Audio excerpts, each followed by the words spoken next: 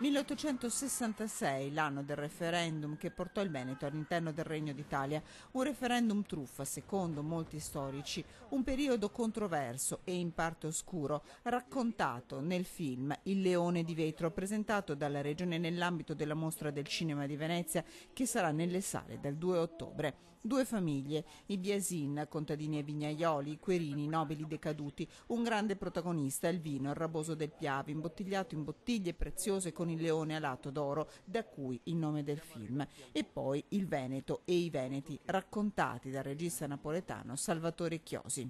Ho voluto proprio raccontare fondamentalmente la dignità di un popolo e non volevo neanche io compiacermi molto a sottolineare delle emozioni, avrei potuto farlo. Spero di suscitare delle emozioni più forti, delle emozioni interiori che sono molto più forti e che mi auguro che facciano pensare. La decadenza di una famiglia nobiliare veneta, l'ambizione dei Biasin, la divisione del popolo, chi favorevole all'annessione, chi, molti, no. Non un film politico, Il Leone di Vetro, sottolinea il regista, che porta però alla ribalta il tema dell'indipendenza con un referendum sull'autonomia che potrebbe essere alle porte. Non bisogna aver paura di riguardare quel periodo, bisogna solamente oggi come oggi, credendo comunque in un'unità, perché siamo italiani, però con le proprie autonomie. Tra gli attori Claudio De Davide, il patriarca Alvise Biasin, Christian Jansante, Jacopo Biasin, Maximiliano Ernardo Bruno, Spartaco Biasin, il padovano Alvaro Gradella e Sara Ricci, la nobile Cecilia Querini. Vi capisco un po' di più, cioè da quel momento ho capito questo orgoglio veneziano, perché insomma ci sono ancora delle fratture, ma non perché non vi sentiate italiani, ma perché vi sentite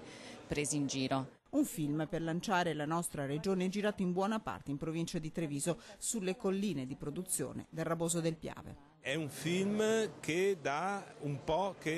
mette un po' di verità sulla storia che è stata trascurata per decenni. Si riconoscono in questo film i valori delle nostre famiglie trevisane, si riconosce il nostro territorio e si riconosce quella grande voglia di fare con onestà.